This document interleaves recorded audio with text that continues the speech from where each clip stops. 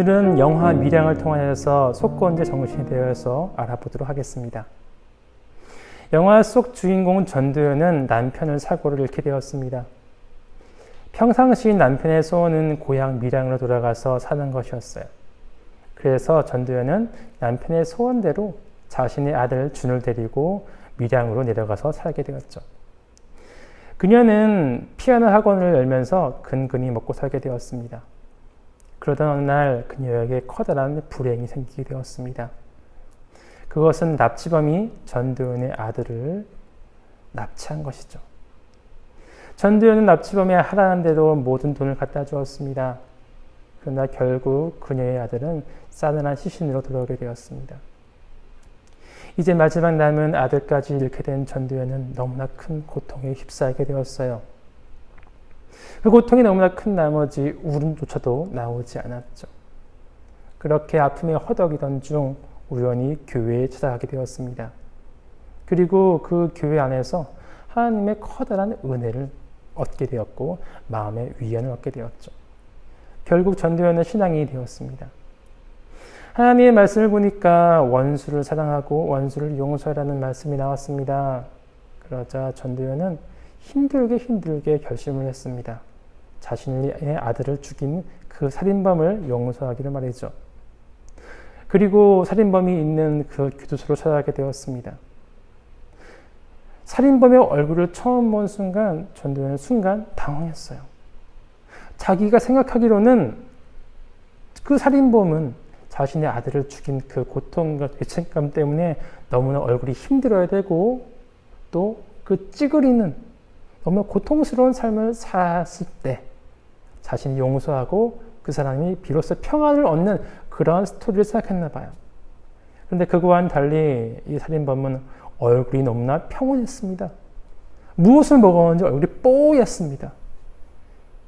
그동안 전도연은 너무나 큰 고통 때문에 얼굴은 이러지고 몸은 망가졌죠. 그렇지만 그녀는 용기를 내어서 하나님의 말씀대로 용서의 말을 꺼내봅니다. 하나님의 사랑을 전하러 왔어요. 그러자 살인범은 너무나 평온한 얼굴로 이렇게 말합니다. 자매님께 우리 하나님 아버지의 말씀을 들으니 참 좋네요.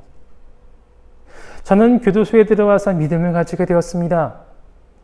저의 지난날 모든 죄를 하나님께 눈물로 회개하고 용서받았어요. 그리고 마음의 평안을 얻게 되었습니다. 지금은 아침에 일어나 기도하고 하루하루가 얼마나 감사한지 모르겠습니다. 준 어머니를 위해서 매일같이 기도하고 있어요. 죽을 때까지 기도하겠습니다. 순간 전도연은 당황했어요.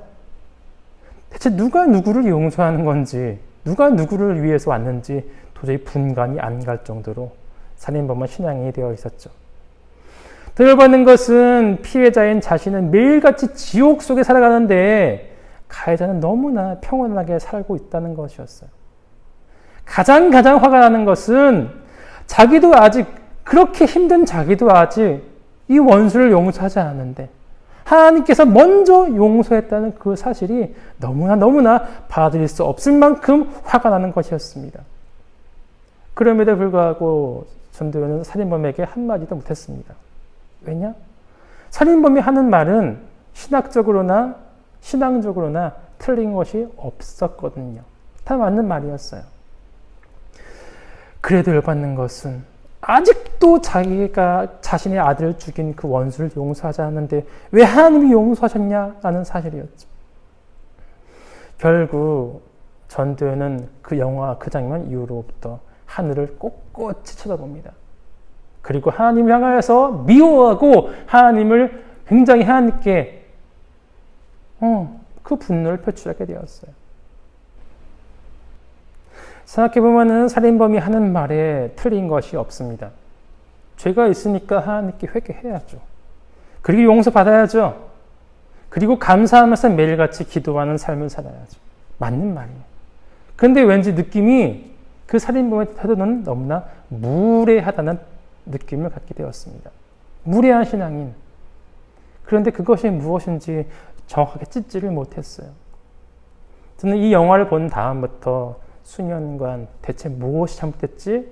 그 근거를 찾으려고 성경을 찾아보게 되었습니다. 그리고 드디어 답을 얻게 되었어요. 그것은 바로 레위기 5장, 6장에 나오는 속건제에 대한 것이었죠. 그렇다면 속건제가 대체 무엇인지 우리 한번 이 시간을 통하여서 알아보기로 하겠습니다. 구약시대의 제사에 있어서 크게 두 관점으로 볼 수 있습니다. 첫 번째는 죄사함입니다. 이것은 제사에 있어서 가장 중요한 관점이죠. 두 번째 관점은 바로 감사입니다. 우리는 하나님께 감사함으로 예배를 드립니다. 그래서 우리의 예배 중에는 추수감사절 예배가 있어요. 그러나 감사는 오늘 설교의 관점이 아니기 때문에 빼고 죄만 보도록 하겠습니다. 여러분, 죄에 대한 제사는 크게 두 가지의 제사가 있어요.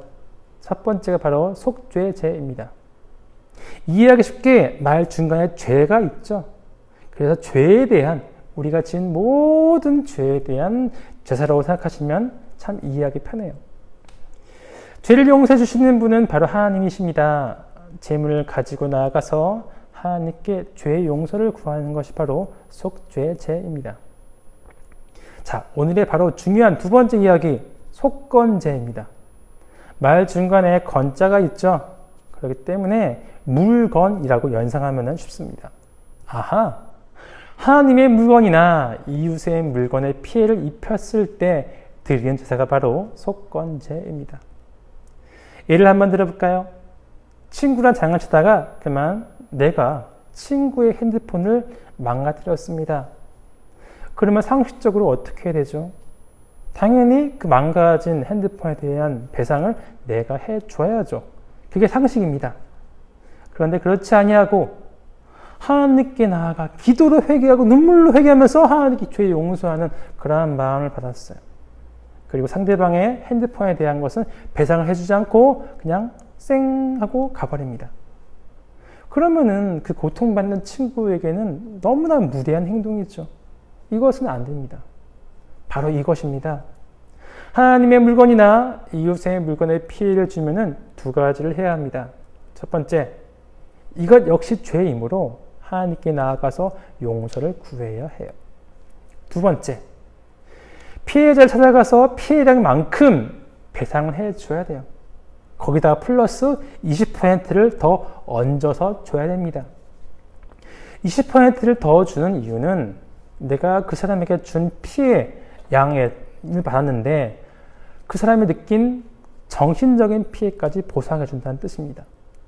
즉 하나님께서 이걸 명령하신 뜻은 그 사람의 피해자가 느끼는, 피해자가 납득할 수 있는 그 수준만큼 충분한 용서를 이웃에게 구하라는 뜻이죠.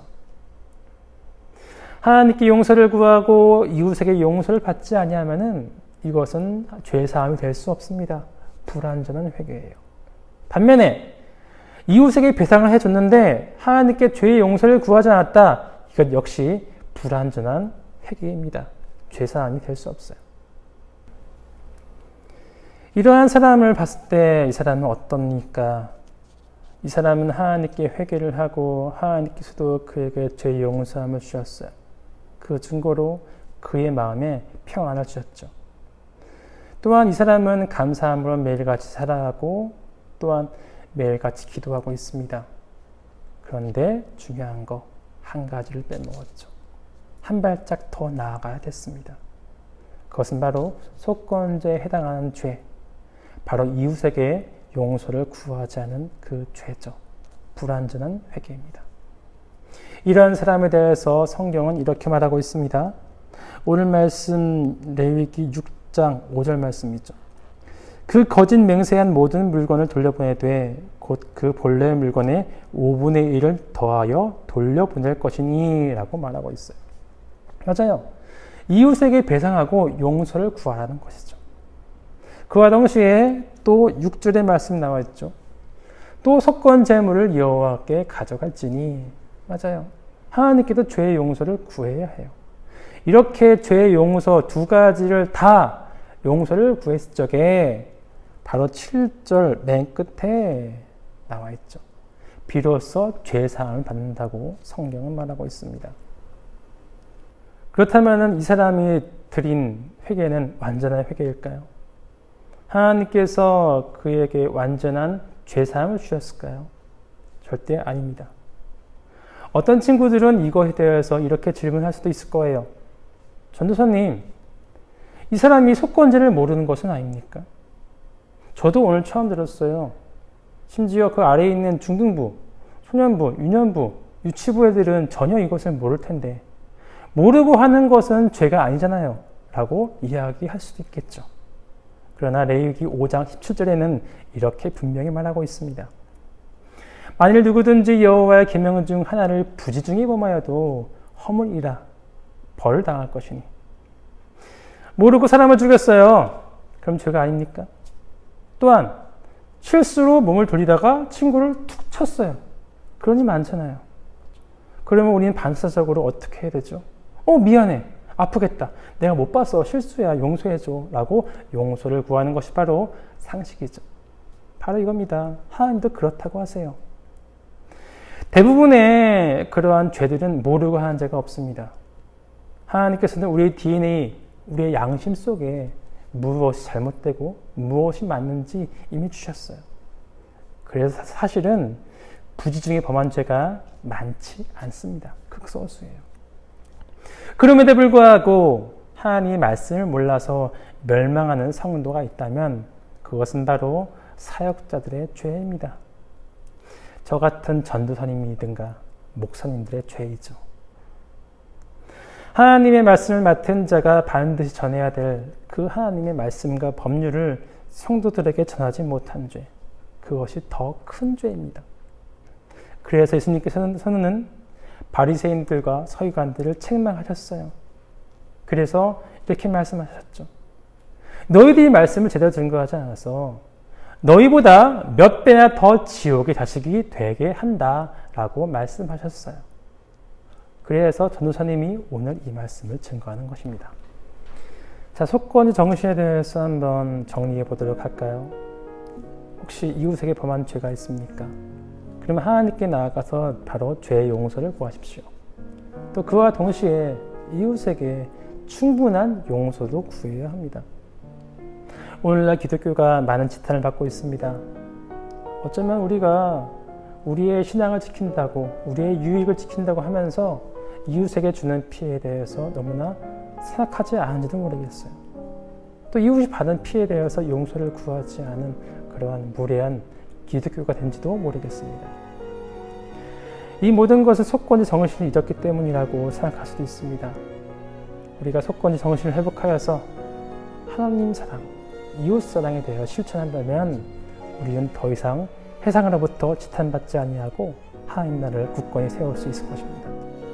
이렇게 속건의 정신을 회복할 수 있는 저와 여러분 되기를 간절히 소망하겠습니다.